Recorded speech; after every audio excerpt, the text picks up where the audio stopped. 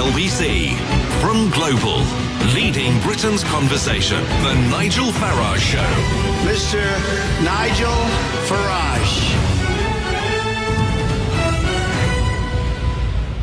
Thank you, Donald, and good evening, everybody. Well, Mr. Trump is known to cause a bit of controversy, and perhaps more of that later on the programme. But back in 2015, I caused a hell of a stir. It was the general election. There was a leaders' debate. We were all there on the stage, and I wanted to raise the issue of health tourism. This is what I said. There are 7,000 diagnoses in this country every year for people who are HIV positive, which is not a good place for any of them to be, I know.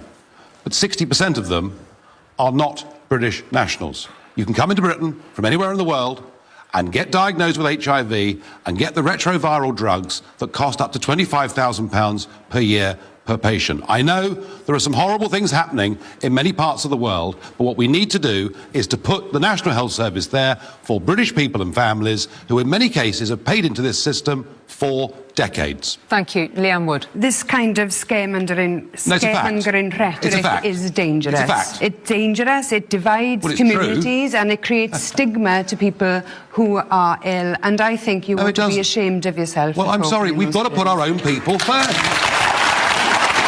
I mean, would you, Leanne, open it up to 17,000 people, 27,000 people? Well, that was the general election debate back in 2015, and I can tell you that with the exception of the Daily Mail and many members of the public, I was virtually cast into pariah status by the leaders of all the other political parties and most of the press. It was as if I'd said something disgusting, wrong, and in many cases I was accused of exaggerating and that it was untrue. And I can tell you that in the weeks that followed that, I had some really quite heart-rending letters sent to me from HIV sufferers just talking about how the services that they had access to had gone down because the sheer number of people that were coming into Britain from around the world meant there was less to share around. So my view on this was established in 2015. I haven't backed down an inch on it, and I'm certainly not going to. And I find myself being supported on LBC by Nigel Farage, who feels incredibly strongly on this issue. And I'm pleased there are now some in the medical profession too. And in fact, a former leading cancer surgeon, Professor J. Marion Thomas, has said that the creaking NHS crisis could be solved if overseas patients were ordered to hand over cash.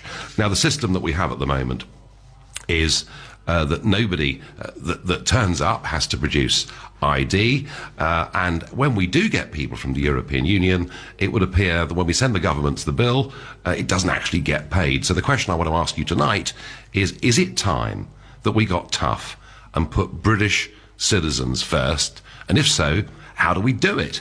And I'm going to ask Brendan in Nottingham as our first caller tonight what he thinks. Brendan, good evening. Hello there, Nigel. Yes, I believe it is time to get tough. In fact, it's long overdue. I think anything that like this, it's interesting that the government's brought it up, whereas you mentioned it 2 years ago. But just like with grammar schools, they don't want to give UKIP the credit for something that they know the people want. Now, going back to what we should do, one of the things I think we should do is make medical insurance compulsory before people fly. Now, a lot of the medical profession, Nigel, say, look, if we've got someone that's ill or they broke their bone or something, you know, where's your certificate? Where's your certificate? You know, we're not interrogators. We're there to help people, to heal people. Now, you know, if we go to America, common sense says we take medical insurance with us. Otherwise, we could end up having to remortgage our house to pay the bill over there. And I feel a lot of people, medical profession say, look, we can't sort of interrogate people. I personally feel there's a very easy answer to this.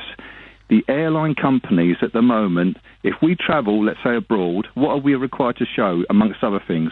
Passport. Must have passport or no travel. Well, basically, anyone travelling into UK, the government makes arrangements with all air companies. Those people getting on that plane must have a passport and medical insurance or no fly. As simple as that, no fly. Brendan, that would certainly solve the problem.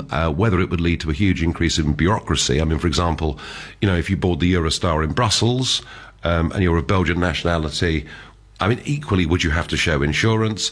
I guess what you could do, if you're a regular traveller, is take out a regular annual insurance policy. Brendan, I'm not saying it's the solution, but it may well take us in the right direction. And certainly, in terms of what people think of my comments, that particular clip you heard was branded the next day in the media as Nigel Farage's shock and awful campaign. So there we go. So Brendan says everyone that comes to Britain should have to show they've got medical insurance. I wonder what Roy in Hinckley thinks. Roy, good evening. Good evening, Nigel. You have my admiration. I think, Brendan, your last call, I think he was absolutely bang on the nails there. There's absolutely no reason why we can't link medical insurance to the passport database so we know who's coming and who's not. But it's not entirely black and white, this situation, based on the fact that I do think it's unacceptable not to treat people who you haven't got time to get the details. You know what I mean? It's people that have had a heart attack that need treatment there and then. But what I don't see what we can't do is the fact that treat them all and then just remove it from the foreign aid budget and let Brussels have the cost of collecting it from the people, because obviously debt collection but Roy, come on, Roy. Come on, Roy, don't be so mean-spirited. I mean, the increase in the foreign aid budget was David Cameron's finest achievement as Prime Minister, wasn't it? Yeah, well, we all know what we think about that then, don't we? Well, just asking. Yeah, it needs sorting out. There's a lot of people these days that are suffering and suffering and suffering because money has been removed and removed and removed from the National Service by the sheer amount of people in the country and the ones that are not paying as well. So something needs to be done about it. Something needs to be done. No, right, I agree with that, and thank you very much indeed. And just to give some facts to all of you thinking about this, so the theory was that within the European Union there was no problem, because wherever we went in the European Union, we could access medical treatment, which indeed many expats do in France, and they get excellent medical treatment.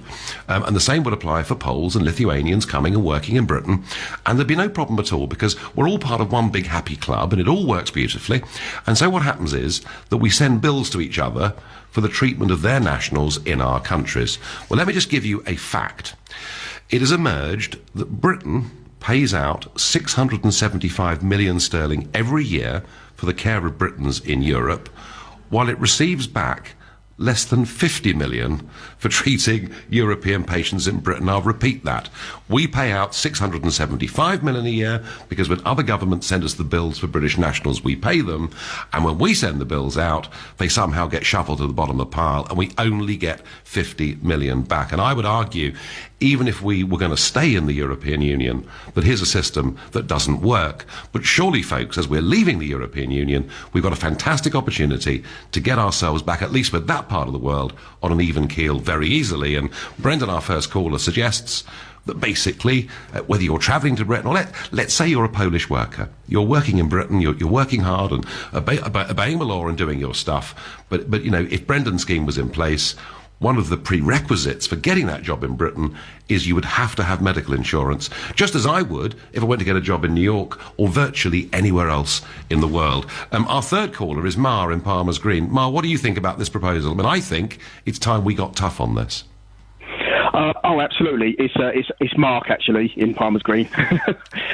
Sorry, misspelling. That's right. No problem. Yeah, no, I've got 4 aunties that are nurses, and they've been nurses for many years now, and they've been banging on about this problem for years. And when you brought this up in that debate, they applauded you for it. They said something needs to be done, and all of them voted leave. All 4 of my aunties voted leave because, you know, they just said something has to happen.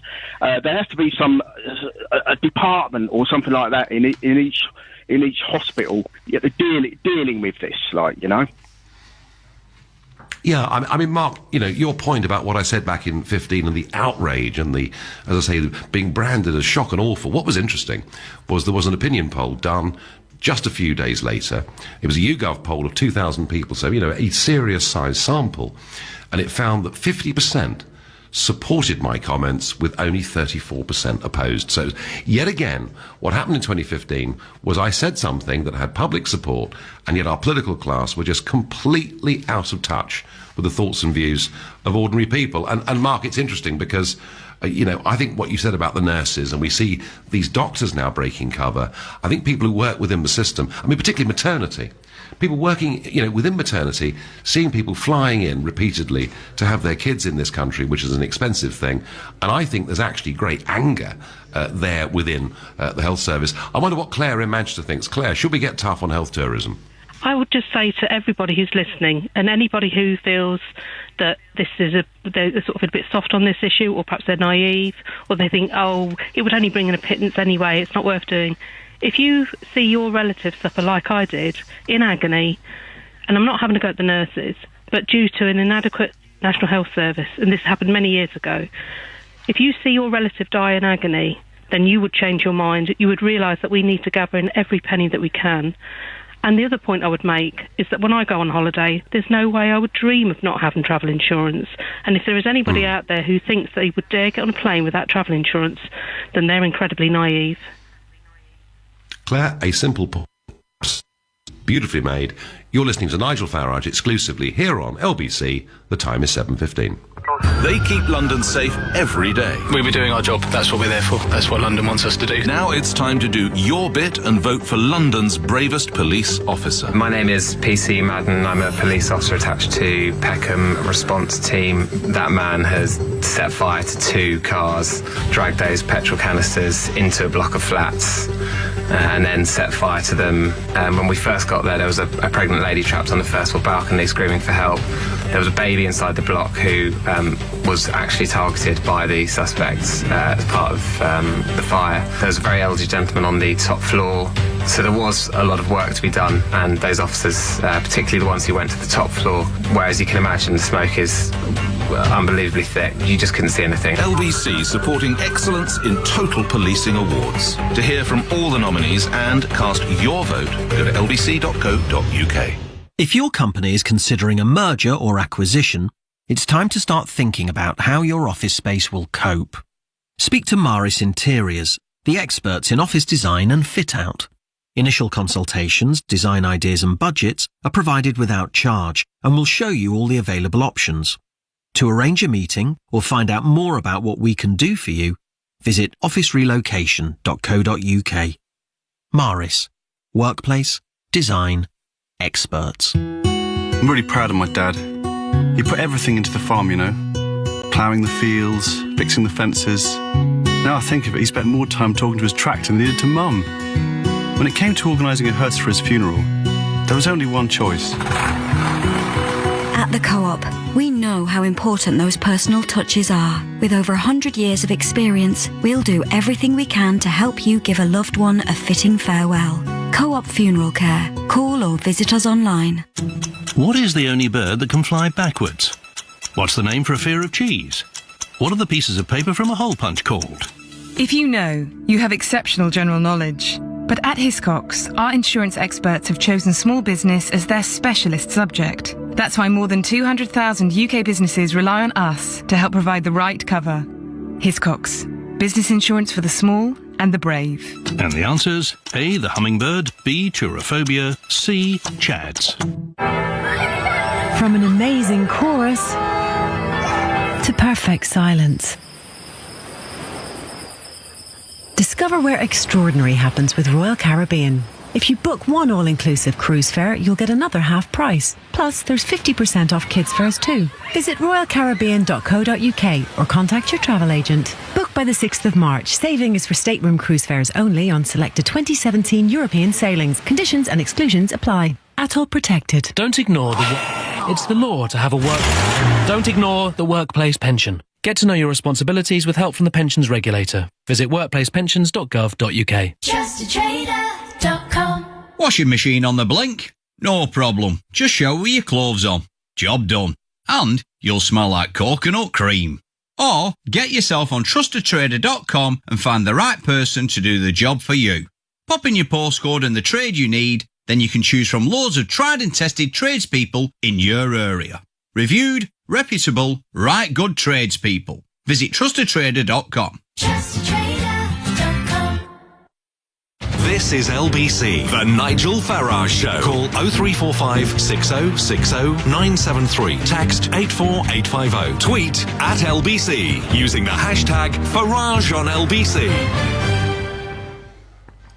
Well, I'm talking about health tourism, and my colours were nailed to the mast very firmly in the general election, where I said I thought the thing was an outrage and that it was costing £2 billion a year. And not only was I told that was a gross exaggeration, but sort of have a listen to this. SNP leader Nicola Sturgeon said, one of the things we've learned is there's nothing Farage won't blame on foreigners. Gosh, what an awful person I am. And Ed Miliband tweeted afterwards, Farage's comments were disgusting, adding he should be ashamed of himself. The fact he isn't says so much. And you heard Leanne Wood on the clip earlier after the news at 7. So wall-to-wall condemnation of me. And yet here we are, a couple of years on, and I'm asking you, given this debate's kicked off, is it time we got tough on health tourism? And so far, all of your phone calls have said not only should we, but one or two have suggested ideas like travel insurance. Your tweets and texts coming in too. Tweet, the NHS needs intensive care. Therefore, we must introduce a ban on health tourism unless payment is guaranteed first. And that's from Pete. Anne Cooper on Twitter says, yes, Nigel, NHS tourism is destroying our NHS. Make them pay or keep them out. And Jamie Bostock from Blackpool texts, he says, Nigel, we should be putting British people first, just like Trump is doing in America. And I want to appeal. Perhaps Ed Miliband, if you're listening, or, Nicola Sturgeon, or any of you. But actually, I'd rather hear not from career politicians. If you think there's something wrong with what I'm saying, if you think I'm being mean-spirited, then please call me and please let me know. And I want to ask Sanjay in Walthamstow. Sanjay, what do you think? Is it time to get tough? I don't think it is time to get tough. I think that people come to this country, even if it's on holiday, they do their shopping, they pay the VAT, they go to the taxi, they pay the taxi driver. And also, I think as a people, as a world, we come here and we have paid in many other ways. And if you come to visit, we look after you, and we must look after each other in such a manner. Well, Sanjay, that point might be valid and might be reasonable, but just look at what's happening with our colleagues in the European Union, where we're paying out £675 million every year for care. We're only getting 50 million back. And frankly, Sanjay, I feel that this whole system is taking the mickey out of British taxpayers. Yes, I agree that it is putting pressure on the taxpayer of Britain. However, I also think that from a human point of view, we must take care of one another, and it is for our politicians to pay and not be greedy, because this is a fair way of doing activities in such a manner. I think that if someone is coming to this country to receive treatment because they cannot receive it back home, that is a question to ask why they cannot receive the treatment back home. Well, Sanjay, I can't help the fact that unfortunately, healthcare services in many parts of the world are not as good as they are here. And I know our NHS has got real problems, but, overall it provides great treatment. But Sanjay, do you see no limit to this? I mean, how many mothers should come here to have their babies from poor countries? 10,000 a year, 100,000 a year, million a year? But then you have the blood on your hands. If this baby dies in another country, then why wouldn't you want to save the life? Well, Sanjay, I think you're a very kind-hearted, very good, decent man, but I have a feeling, and I'll ask callers and texts and tweeters, Sanjay thinks we should be better people, we should be global citizens, and that if we don't look after people from poor countries, we will have blood on our hands. I don't agree with you, Sanjay, but I think you put your point absolutely beautifully. I wonder what Matthew in Heathrow thinks. Heathrow, where, of course, many of the health tourists come in, Matthew. Yes, I know. Well, I mean, I'm British. I was born here, but my wife's Mexican, and I think it really should be for UK residents because, people do come here, work, they pay taxes, and or get married to foreign people, and the national health people should be for residents. But I agree with you. People here on holiday, and basically before people come here, if they're coming here for work visas, then they should have the private insurance. I've lived around in America, in Europe, and I've always had private insurance. Yes, I mean, Matthew, there is another way of looking at this, I suppose. I mean, I have, throughout all my time in politics, I've campaigned against having to carry ID cards. I've never wanted the state to have that much power to, stop me in Bromley High Street and ask me to produce my papers.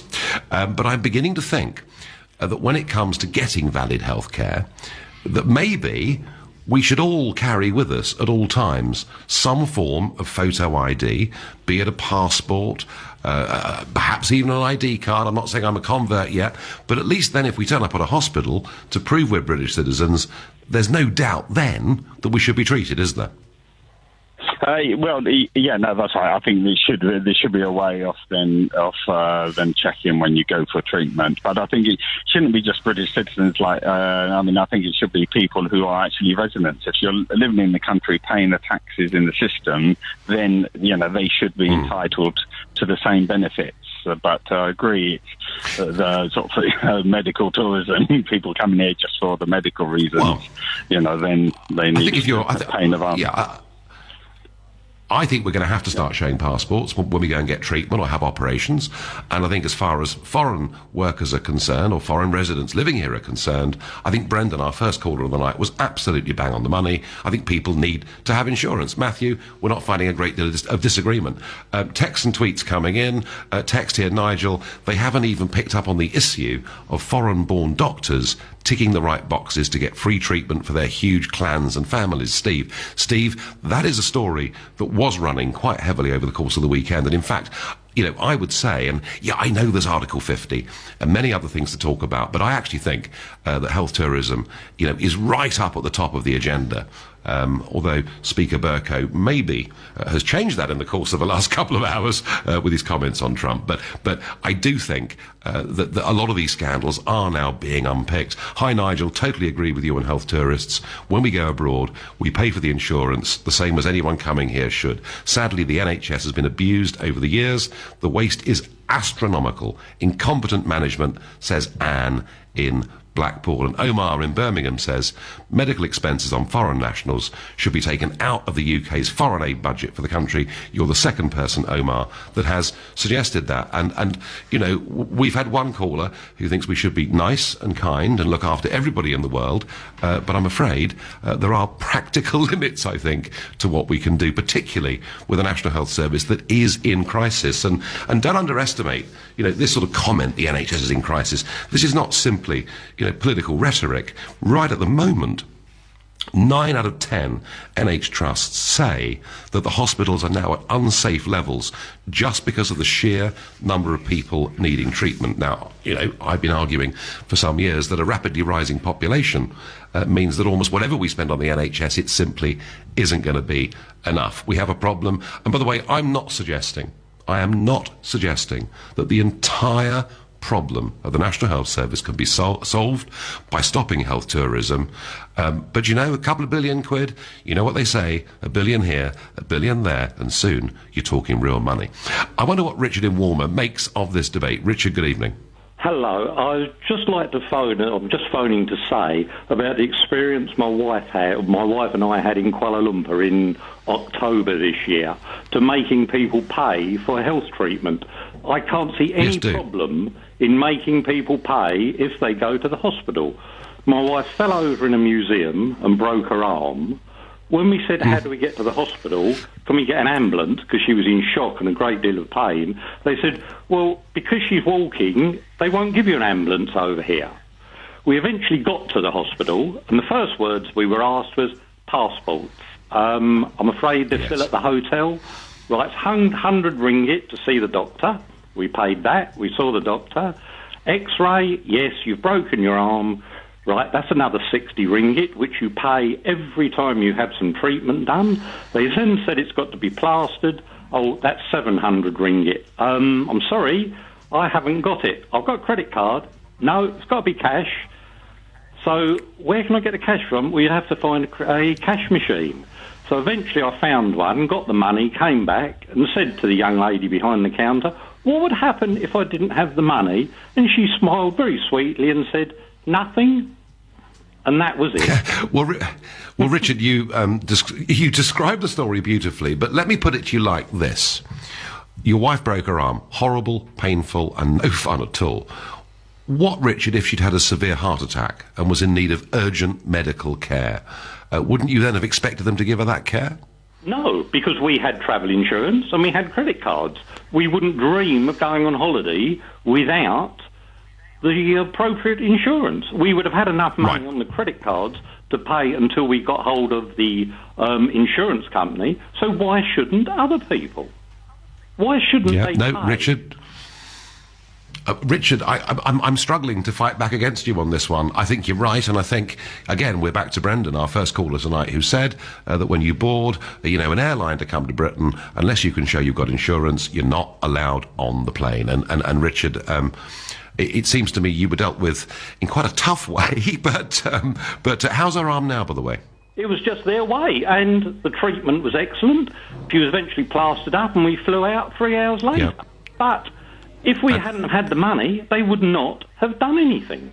And that was it. And they wouldn't even take a credit card. No, and that's the case, Richard, in many, many parts of the world.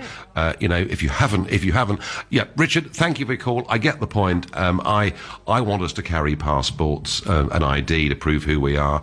I want to make sure that everybody that comes to Britain from overseas has insurance, or they shouldn't be allowed to board the plane. I get all of those points and I agree. However, I do think that if somebody's, in dire need of urgent medical care that perhaps would save their life, I think perhaps then we can perhaps I'm going soft, I don't know, but perhaps then we get on to look after the person and ask questions later. Coming up, you'll find out who I'm branding Hypocrite of the Week. It was Sadiq Khan last week. I'll tell you who it is this week. You're listening to the Nigel Farage Show here exclusively on LBC. It's 7:30 and time for the news with Philip Chrysikos. The Commons Speaker says he's strongly opposed to Donald Trump addressing both houses of Parliament during his UK state visit. John Bercow adds such an opportunity is not an automatic right. Athletics World Governing Body says Russia will stay banned from all international competition. The vote by the IAAF means Russia will also miss the World Championships in London this summer. The government is promising any money recovered from upfront charges for overseas patients on the NHS will be reinvested into care. The rules will come into force at hospitals across England from April. LBC weather, rain moving eastwards overnight, leaving clearer conditions behind, a low of 3 degrees. Tomorrow, lingering rain in the east with sunshine and showers in the west, a high of 10 degrees. LBC Travel, good evening, I'm Mark Percy.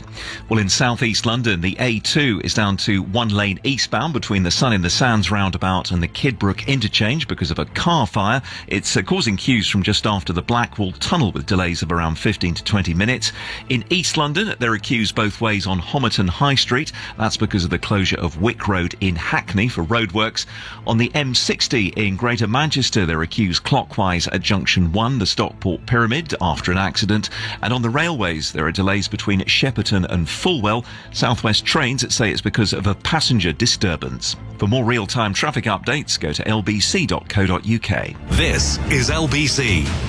Let's start the meeting with a round of quick-fire questions. Whoever gets the most correct answers gets tomorrow off. First question. What's the most efficient way to manage our expenses? Concur. How can you capture supplier invoices electronically and manage approvals from anywhere? Concur. By switching to blank, we now have the tools that give us full visibility into company spend. Concur. Bob, you're the winner. You get tomorrow off. But tomorrow's Saturday. A deal's a deal. Oh.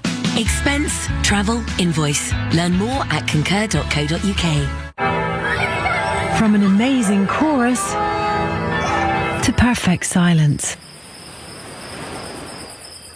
Discover where extraordinary happens with Royal Caribbean.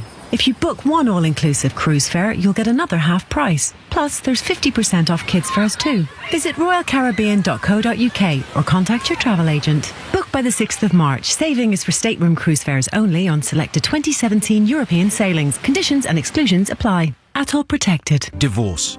It threatens the things you've worked hard for in more ways than you can imagine. Your home, savings, pension, and most of all, your relationship with your children.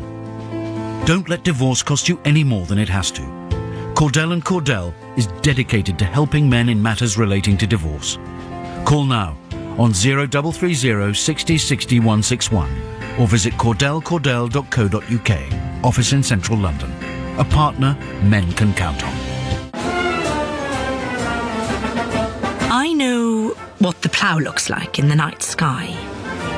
I know how Eskimos kiss. I know a time when a mullet wasn't a fish. And I definitely know this piece of music. But I don't know my state pension. There's a simple way to find out when you can get your state pension and how much it'll be. Search Your State Pension and get to know yours. How many tablets did you take this morning?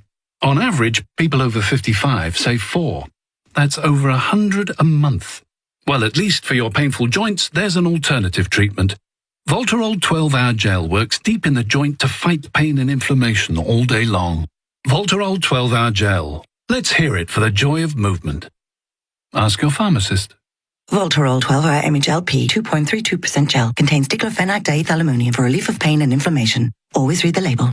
The Nigel Farage Show on LBC. Call 0345 6060 973. Well, Donald Trump is never far away from the news or controversy, but what happened today in the House of Commons, I think, is pretty extraordinary.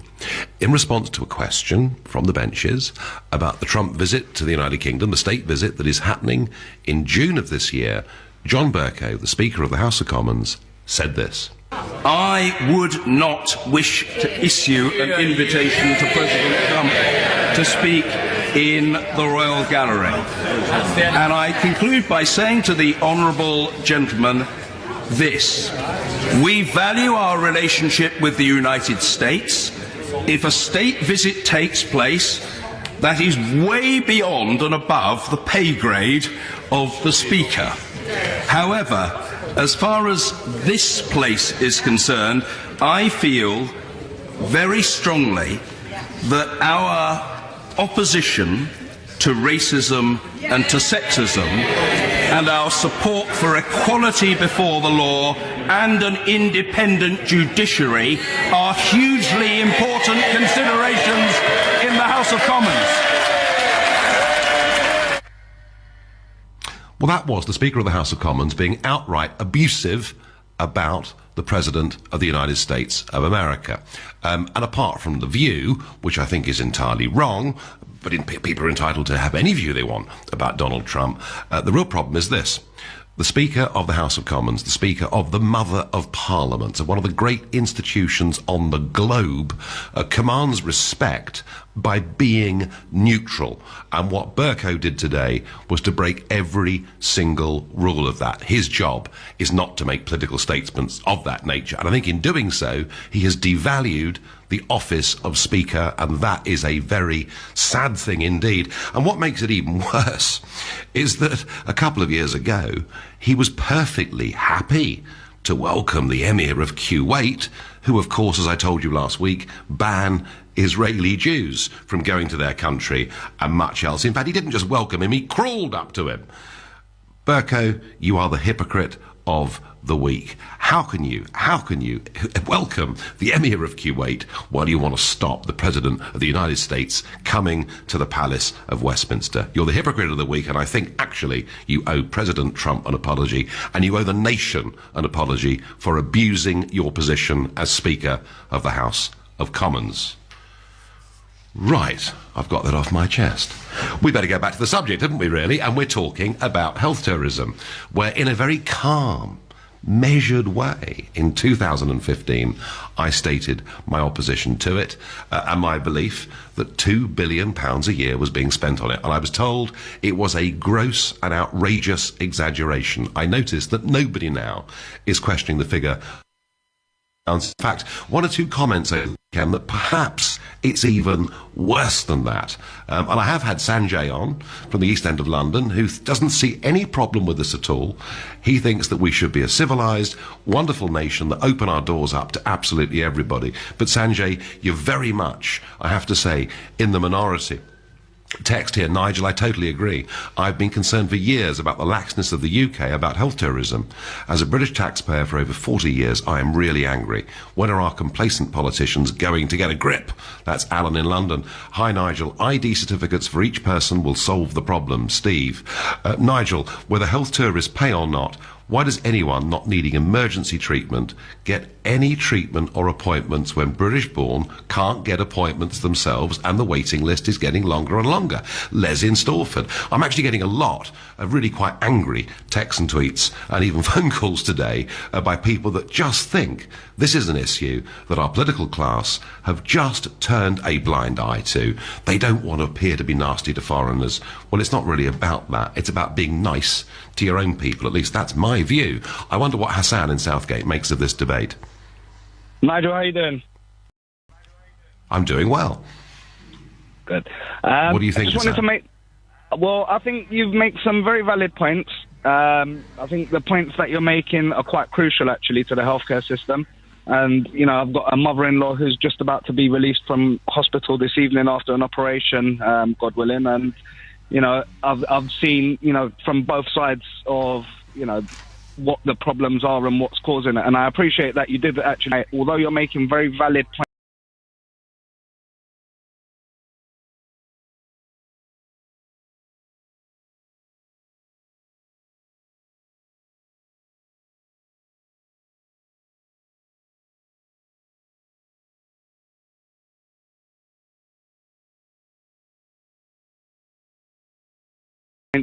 A lot of the time, I think the reason why you've always got the shadow cast over you that you're scaremongering or trying to generate and stir up hatred and so on is because the facts that you do portray are quite one-sided. For example, you backtracked earlier and you said we pay out 675 million for healthcare given to health tourists in the UK, but we only receive 50 million in return for healthcare that Britons have received outside of the UK.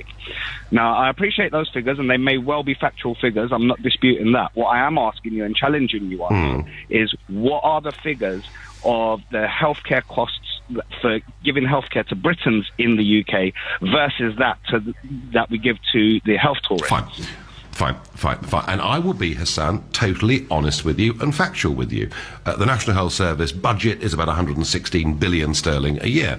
So we're dealing here with, you know, a couple of percent of the budget is on health tourism. And I've been honest, Hassan. I've said it doesn't solve everything. I mean, this very prominent former cancer surgeon thinks it solves everything. I don't, Hassan, because I think we actually have a population that is rising, a population that is aging. I am not suggesting this solves everything, but I am suggesting it's a problem that appears to be out of control. It's a problem that could get worse, and it's a problem that is an affront to many, many millions of people who fairly paid into the system for generations and find they can't even get GP appointments. So, Hassan, I'm not, you know, I'm not twisting anything. And I would say this to you, Hassan. It's not twisting. It's funny, isn't it? I was just curious on what the figures were.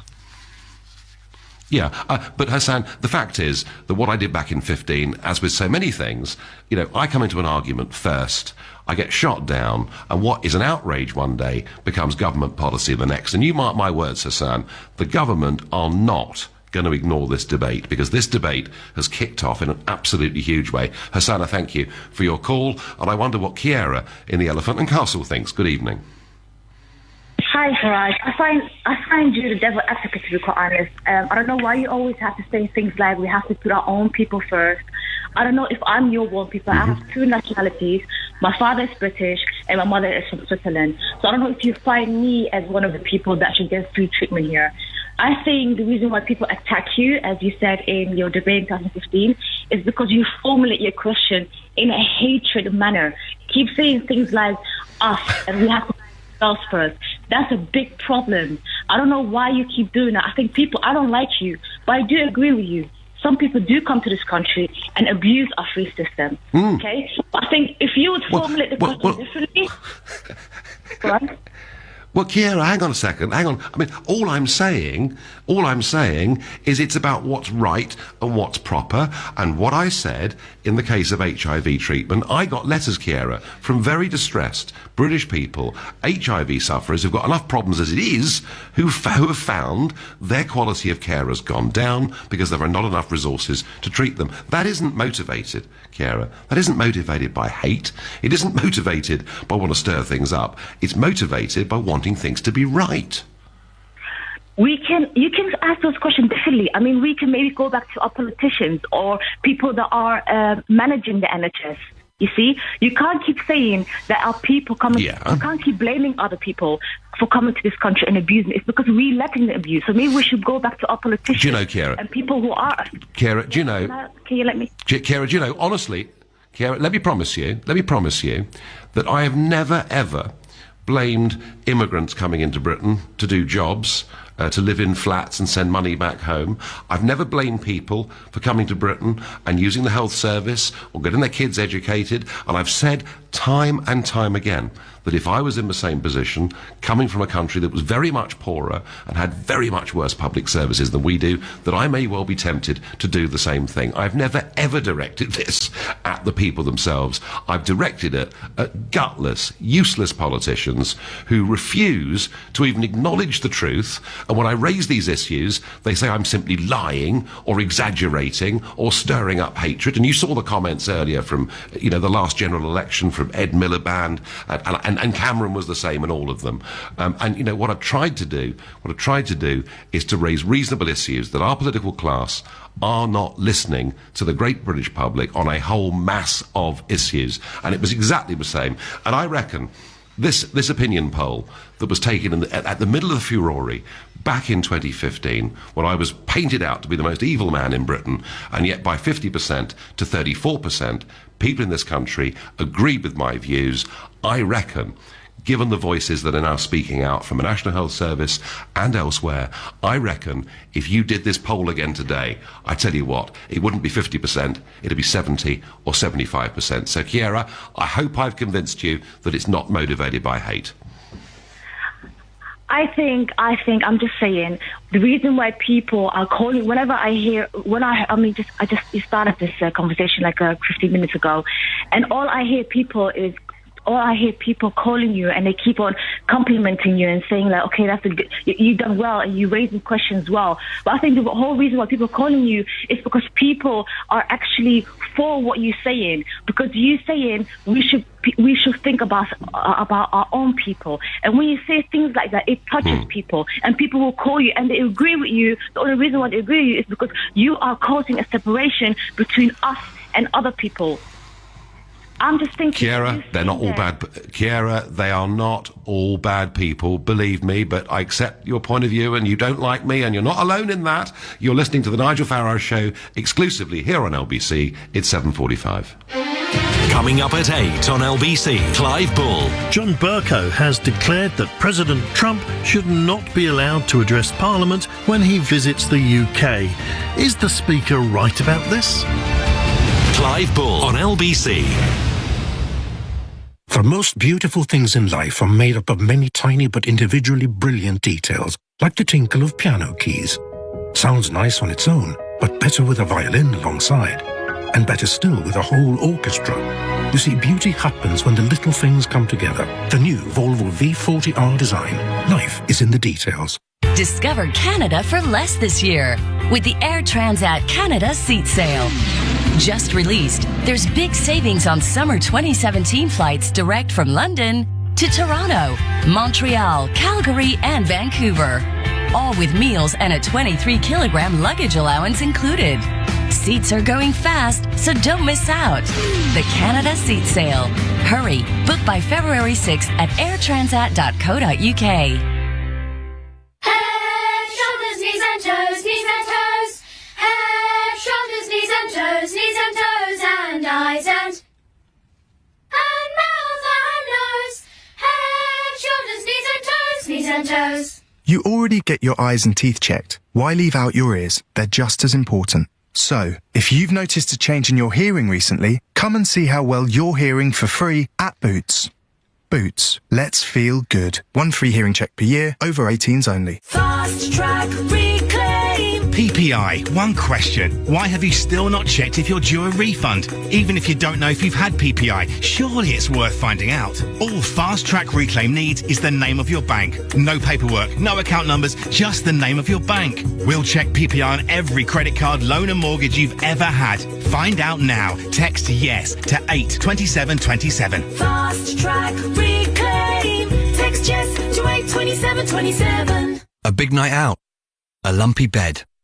There are so many things that can keep us awake.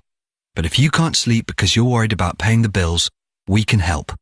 Capitalise provides free, impartial and confidential face-to-face support to help people in trouble manage their debt. Find out more at capitalise.org.uk. Don't ignore it's the law to have a work... Don't ignore the workplace pension. Get to know your responsibilities with help from the pensions regulator. Visit workplacepensions.gov.uk. Beauty happens when the little things come together. The new Volvo V40R design, now from just $199 a month, including maintenance with Volvo Car Leasing. 2-year contract hire agreement with an initial rental of £2,388. Offer ends March 31st, subject to status. Mileage and return conditions apply. Maintenance covers routine servicing, tyres, replacement parts and repairs due to fair wear and tear. Visit volvocars.co.uk for more details. Pop in for a test drive today at your nearest Volvo showroom. The Volvo V40R design. Life is in the details.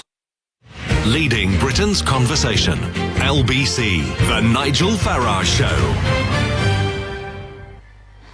I'm asking the question, is it time to get tough and put British citizens first when it comes to this vexed issue of health tourism? Well, you know what I think on this.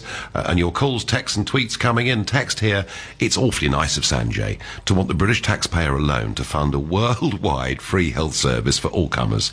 A recipe for national bankruptcy. Jim, you're right. The clue's in the name. It's called the National Health Service. So quite why it's so offensive of me to suggest that we should put our own people first is beyond me. Nigel, the British taxpayer is not the saviour of the world, but it's being treated as such, particularly in respect to the NHS.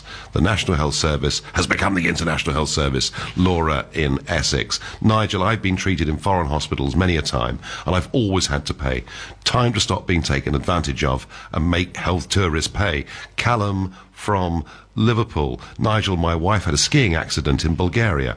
They would not touch her until we gave out our credit card details. Dave from London. Well, Dave, I think I'm beginning to think I'm a bit of a softie here, because I do think that, if somebody is in a life-threatening condition, then I think perhaps the credit card's not the first thing we ask for. But I think for most run-of-the-mill things, it's quite reasonable to make sure that they've got health insurance, or they're carrying a passport which entitles them. I wonder what Connor in Hull thinks. Connor, good evening. Hi, mate. How you doing? I'm all right. What do you think, Connor, about this? So I'm actually coming at this from a slightly different perspective. I'm a third-year medical student, and I have to say there is absolutely no appetite whatsoever to tackle this problem. From the perspective of the doctors and nurses that I've spoken to, and I've actually spoken to quite a few over the course of my placements that I've been on. There's some. It's something I've been quite interested in, and they try and blame absolutely everything except immigrants. They blame management issues and funding gaps and old white people and everything that they can to avoid appearing racist. They are all incredibly politically correct, just like all the mainstream institutions these days, I suppose. But I was really surprised by how PC they all are. We get these lectures on our courses for waiting times and the underlying reasons behind increased demand on the NHS. And they actually go into a great amount of detail, but never is mass immigration mentioned, not once. And, from a lay point of view, it would seem rather obvious to me that, having over 500,000 additional people coming into the country every single year, many from much poorer socioeconomic backgrounds, would greatly increase demand on the public health service providers, especially for emergency care, which, as you pointed out, has seen the biggest rise of waiting times in recent years. And it's just crazy that they never, ever mention immigration.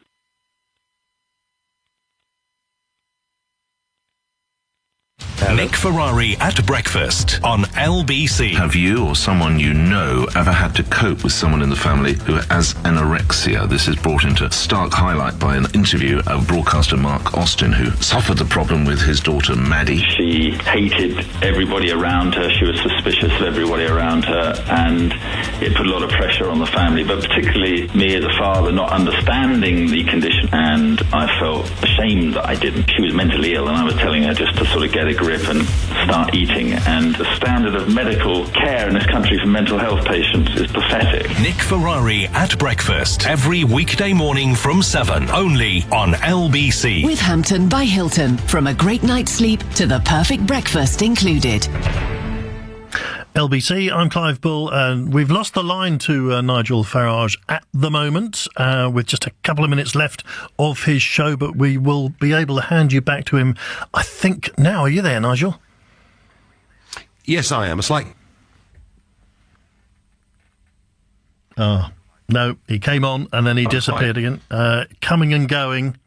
I think we better make sure we've got a clear line before we go back. But let's make sure equally that some can have their say. James in Dagenham's been waiting. I think Nigel can hear you. But James, what would you like to say?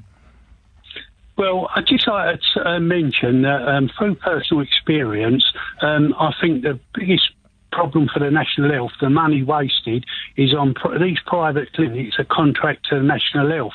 I had 6 needles for hydronic acid in my knees, and on 5 occasions I spent 5 hours in the hospital, being put to bed and then up into the theatre.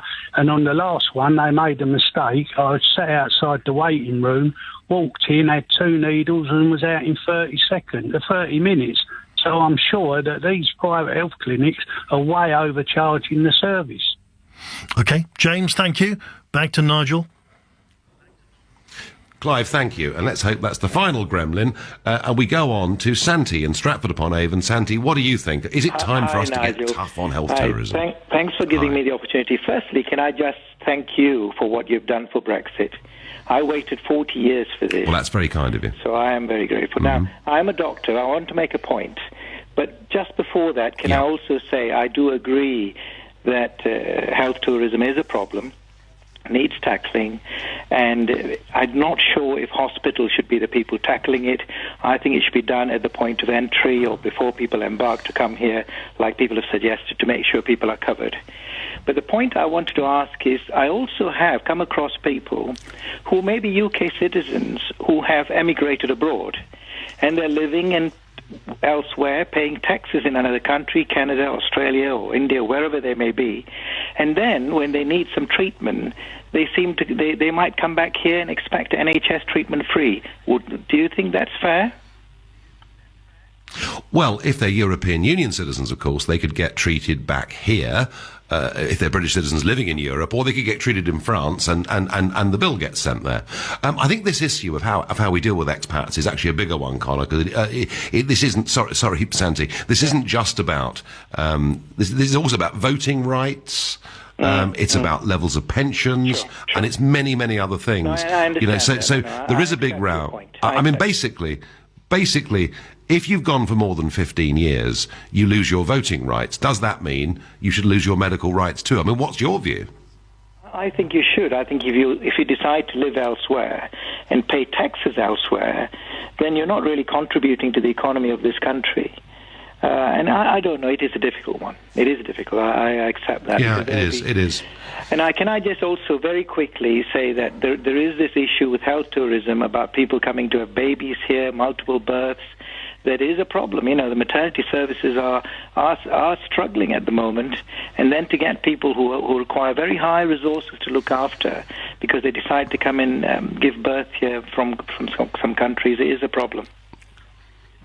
Yes, it is, Santi, and it's, huge publicity about women coming from Africa and places like that. And I've got a third message tonight, and thank you for your call. Third message tonight. Thomas Evans tweets at me and says, "Why not take the yearly cost of health tourism out of the foreign aid budget? It's a form of aid, surely." You're the third person tonight, Thomas, that has suggested that actually, we could take this out of the foreign aid budget and that way recoup the costs. And that appears to be enormously popular. And my final thought on this is that actually this is an issue that now does need to be addressed. No longer can our political class, or even some within the NHS, brush this under the carpet and pretend that it doesn't matter. Because do you know what?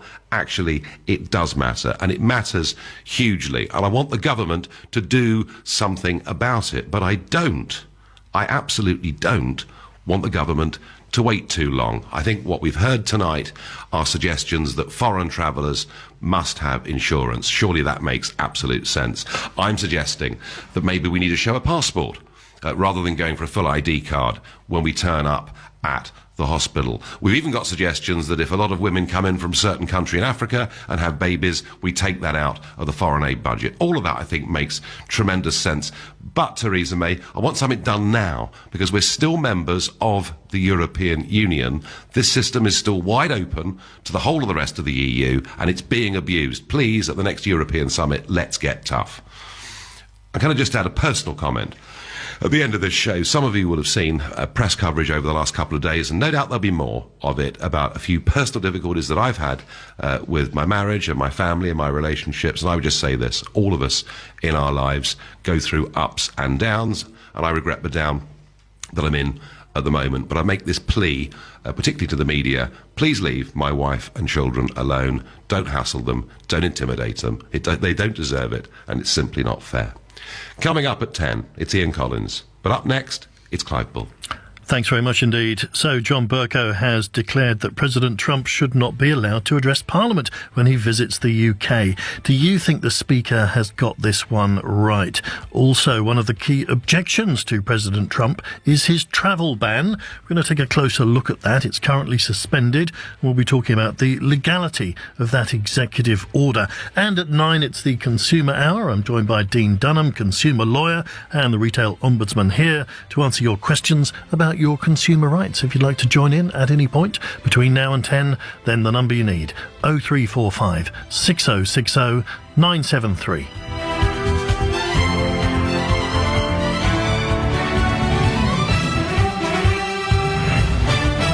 On FM, online, on your mobile, and on digital radio. Leading Britain's conversation. This is LBC. From Global's newsroom at 8 o'clock, the Speaker of the House of Commons says he strongly opposes an address by Donald Trump in Westminster following his controversial travel ban. In an unusual attack, John Bercow has told the Commons he would refuse to invite the US President. The SNP's Foreign Affairs spokesman, Alex Salmond, is pleased. It's astonishing, unprecedented and dead right. I think there's lots of people across the political spectrum who've just been waiting for somebody to show a bit of backbone in their dealings with Donald J. Trump, and it's come from an unlikely source, but well done. And Clive will be leading Britain's conversation on that story next. The President of Athletics World Governing Body confirms Russia won't be competing at the World Athletics Championships in London this summer, but Seb Coe says the IAAF has left the door open for athletes to compete as neutrals. It's after the McLaren report alleged Russia operated a state-sponsored doping regime, but Lord Coe adds the country is improving. Some progress had been made, but there were still some key challenges, and it was the view of the independent commission that RUSAF, the new Russian Federation, was not ready for reintroduction. The Israeli Prime Minister has asked Theresa May not to let Iranian aggression go unanswered after the country test-fired a ballistic missile. Benjamin Netanyahu was at Downing Street for talks earlier. Mrs May reiterated Britain's call for a two-state solution in the peace process with the Palestinians. A teenager will be sentenced tomorrow after admitted killing an American tourist in central London. The Old Bailey's heard 19-year-old Zachariah Bullen had been suffering mental health problems when he also stabbed 5 other people in Russell Square last August. Chaz Hodges, one half of Chaz and Dave, has cancer of the esophagus. The 73-year-old says he'll